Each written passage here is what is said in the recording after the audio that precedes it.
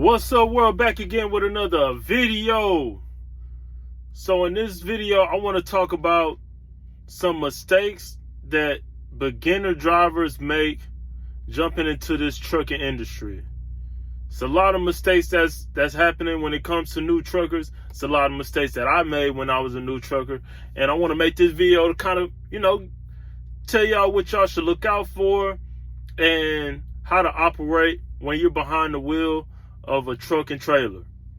So first and foremost, I'm gonna need y'all to subscribe to the channel. Y'all already know the scope. Like this video, subscribe to the channel, go back, watch some of my previous videos, tell me how you feel about them, leave a comment under those videos. Y'all already know the scope. So I jumped into this truck and I'm still new. I make a year in actually a couple of weeks. So I make a full year as a CDL professional driver. As you do know, and as y'all seen in some of my previous videos, I was an owner operator, but I was operating in a non-CDL truck, 26-foot box truck. So it's a little different when you get behind this truck and trailer, man. So it's not even a little, it's a lot different. It's a lot different. It's none of that make a right turn and then the whole truck or back up, you just, you can just go left and then the whole truck. Nah, like you gotta operate that trailer behind you too. You gotta make sure that's operating in the same manner as what you doing up here in this tractor. So definitely a lot more different. But at the same time, when it comes to being cautious when you're on this road, there are a lot of similarities. But we're not going to get into that. We're going to talk about some things that you should look out for as a newcomer and a beginner operating a truck and trailer. So let's jump into it. So first and foremost, oh yeah, and I ain't trying to spook y'all out. If you watching this video, you thinking about getting your CDL license, I'm not trying to spook you out. These are just some things that you should just look out for. And, even if you been driving for a while, you can attest to this as well. And, I want y'all to leave a comment and tell me some things. If I did miss some things or if I left some things out, you can definitely leave a comment. And hopefully, a new driver or someone that's looking to become a driver, they can read those comments and, learn from y'all as well. So y'all already know, man, just tap in and let's help each other out. So one thing that I want to talk about, and this is number one, is personal distractions. Personal distractions is messing around with your phone. You don't understand how many times I drive by a truck and I just see the driver with one hand on the wheel and he just like this.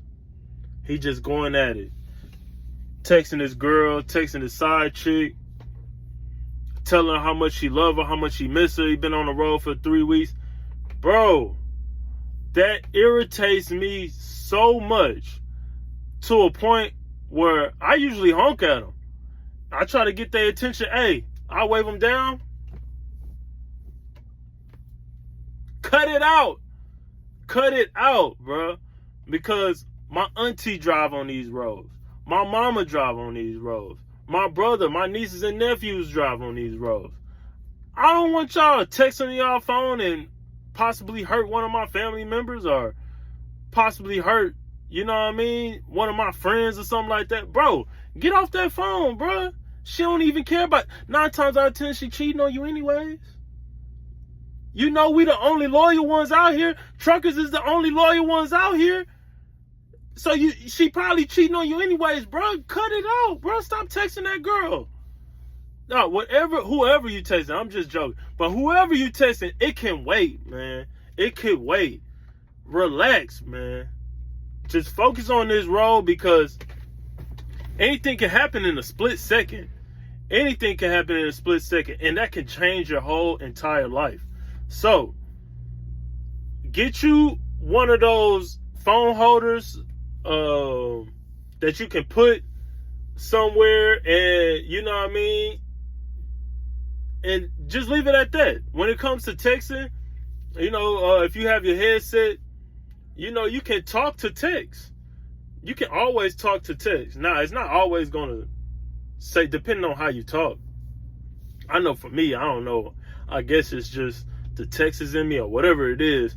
But a lot of times, it don't necessarily say what I actually, or type whatever I say. But at the same time, the person that I'm texting or I'm talking to, they get the point. And then I always let them know, like, man, I'm talking to text. So, you know what I'm saying? Like, it may be some words that, may be misspelled or incorrect grammar, whatever the case may be. It is what it is. But being on that phone while you're driving, that's a no-no, man. That is a no-no. So get that out your head. I know, when you're in your four-wheelers and you're in your personal cars, you're accustomed to maybe shooting a text while you're driving and stuff like that. You know what I mean? Like, we all fall victim in that category. Texting and driving, talking on the phone, checking your Instagram, checking your Twitter, whatever the case may be. While you're driving, we all have done that. I can't sit here and lie to y'all and say I haven't done that when I'm in my personal car. But when it comes to being in this truck and trailer, and I know the severity of what can happen all within a millisecond, I can't risk it. I can't risk it, and you shouldn't as well. So keep that in mind. Leave that out the way, man. Just focus on driving. So that's first and foremost. 2, and it's something that is common, and you see a lot of situations happen because of this, is when you're feeling tired, it is okay to pull into a rest area, pull into a truck stop, pull into a weigh station, because most weigh stations have parking areas. Pull in there and take a 30-minute, bro. Like, it is not frowned upon to take a 30-minute. And if you're working for someone that has a problem with you taking a break, taking a 30 because you feel tired, then you should probably consider another job, honestly. Because if your dispatch or the people that you're working for call you and ask you why your wheel's not moving, and you tell them that you feel tired and you were driving and you were feeling tired, you felt like you're about to doze off, and they have an issue with that, then they're putting their money in front of your health. And you should definitely have a problem with that. And you should definitely start looking for a new job immediately. Like, right then and there. You should get your 30-minute rest and then take another 30 minutes to apply for some other jobs right then and there. Because that should be the final straw when it comes to working for these companies. Like, if you don't care about my health or you don't care about my safety, then I can't be working for nobody like that. That's just me personally. But, you do what you do. But me personally, I'm not working for nobody that's going to complain if I need to take a 30 because I'm feeling tired. Or I haven't ate and I need to pull over and just grab me a few snacks before I start back driving because, I'm lightheaded, or, I need to get some food in my stomach. My stomach is hurting. Whatever the case may be. If they want to put the money before you, don't rock with them, man. Tell them find somebody else. And then whoever they find, you let them know what they're doing. You know what I mean? Because those type of people shouldn't be in this field. We don't need those type of people operating companies and going behind wheels and stuff like that. We don't need them because they're going to be the ones that's going to cause some type of issues or cause some type of problem while we're all on this road. So, yeah, man, don't even rock with that. My third thing is eating. Now, We can have like a little setup where, you know, you can grab an apple, grab a banana, grab some chips, some trail mix, whatever the case may be.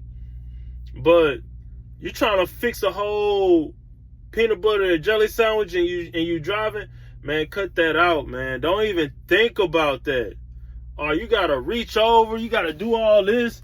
You gotta possibly take your eyes off the wheel just to reach behind in your sleeper to grab something. Don't do it. Don't do it. Like I said, man, when you're OTR, whenever you're operating these trucks and trailers, you're going to have opportunities to pull over and do what you need to do. It's not that serious where you got to get it right then and there. So, you know what I mean? If you feel like you have to reach back there or you got to grab something or you hear something fall and then your first instinct is to look back there and stuff, whatever that's going on back there, it's already happened. So there's no point of you trying to save whatever happened or try to pick whatever fell up. Like, bro, it's over with. Make sure you get somewhere safe, pull over somewhere safe, truck stop, rest area, whatever the case may be, and then you handle that situation. But whatever happened back there, it's already happened. So forget about it. So that was number 3. Number 4, man, you have to be patient. You have to be patient. You have to be, because once you start being impatient and you start trying to rush, you're going to be skipping steps. You're going to skip steps because you're rushing. You're going to not do your pre-trip. You're going to forget to check your tire pressure. You're gonna forget something because you're in a rush. So don't ever feel pressure to be rushed. You know what I mean? Don't ever rush. It's not gonna end well. It's not gonna do good. It's doing nothing good for you if you're rushing. So definitely don't rush to make it to your drop-off location. Look, if you're late, you're late. It is what it is. Especially if you're already late. Like, what's the point of rushing at that point? Like, being an hour late and 3 hours late is it's not a difference. You're late. You know what I mean? So it's not no difference where you like, damn, well, I was only 1 hour late. Like, no, it don't matter. You know what I mean? You're late. So please don't feel rushed. It's not worth it. You know what I'm saying? Number 5, and this is not in no particular order. I'm just giving you steps, and this is just all off the top of the dome. It's just from my experience, from actually driving, my experience from what I've seen on other videos. So yeah, that's all this is. So number 5. We're the professional drivers. So we have to drive for the 4-wheelers and we have to drive for ourselves. So one situation that just recently happened, I'm driving and I'm in the right lane. And I've noticed a car, he was coming out.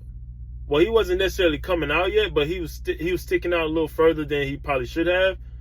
And as I'm getting closer, he decides to pull out. But then he gets on the side, like he gets on like the side of the road.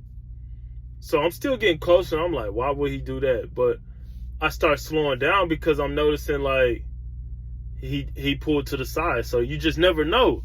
You just never know. But I'm so close that I'm not thinking he would even think about actually going into the right lane, because like I'm so close that it doesn't make sense. Like I'm going to hit you if you do that. But of course, that's what he did. So me reacting, you know what I mean, as a professional driver, I hit the brakes, I check my mirror to see if I can go to the left side.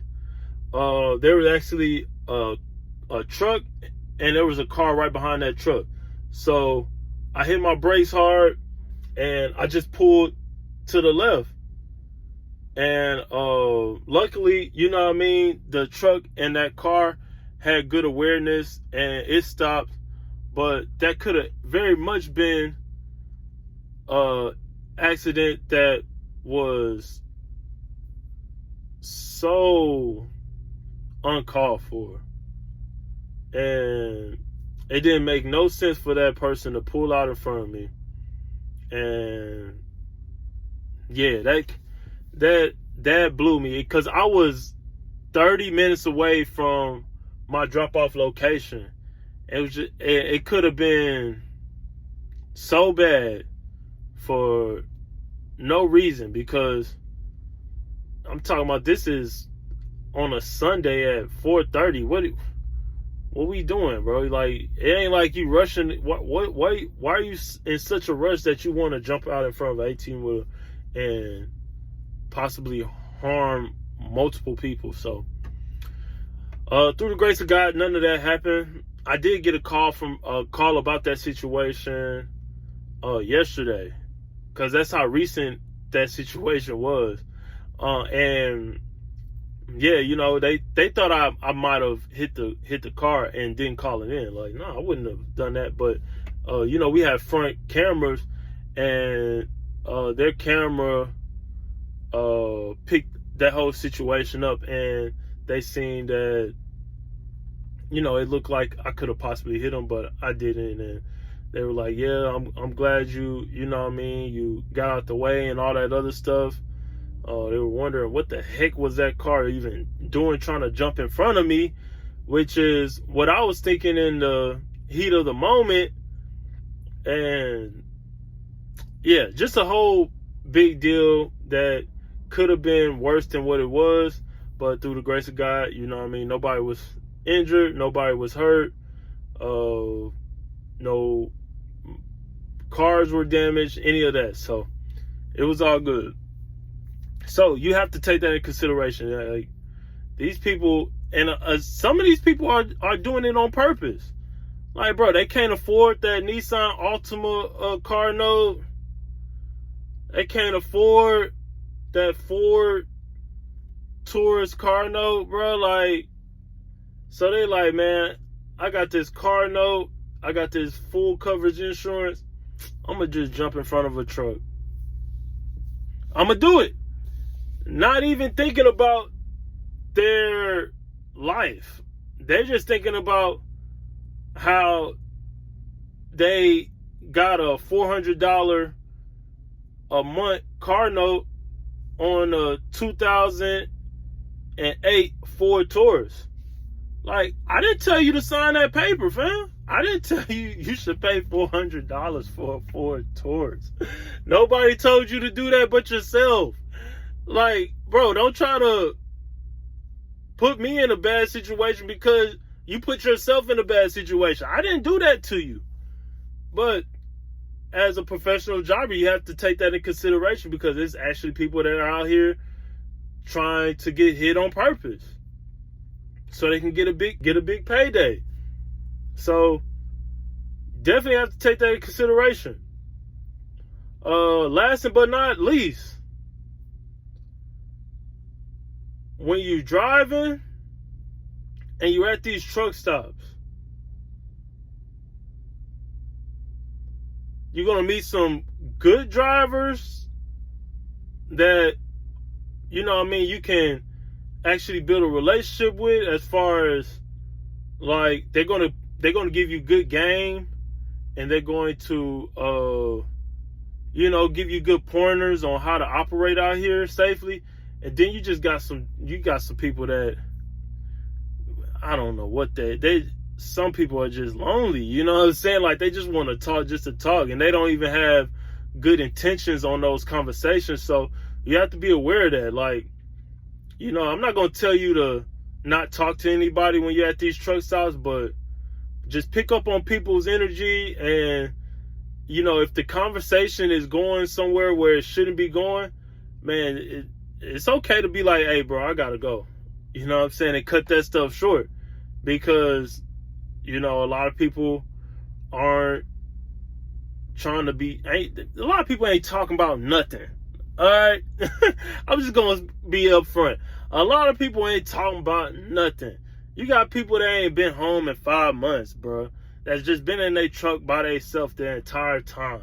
They just want to talk. Man, get on about your way, man. Get out of my face. Get out of my face, bro. I don't know nothing about what you're talking about. You gotta go. Cause I'm about to go. One of us gotta go. We just gotta separate from where we at right now, though, brother. What we talking about ain't got nothing to do with nothing. So you definitely gotta take that in consideration as well. And I did say that was the last part, but that is not the last part. I definitely gotta tell you about this too. When you're about to park, because I know starting off, you know, parking is going to be an issue. You may ask for a spotter, but don't put all your trust in the spotter. Do not put all your trust in the spotter.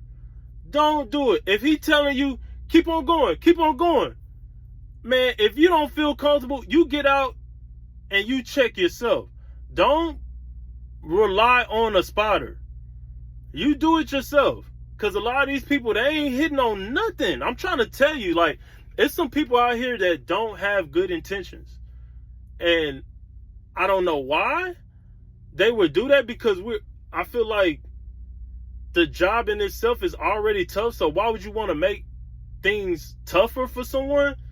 But then some people get a kick out of it. Some people feel like, well, if it's one less driver, that means I'll get more miles.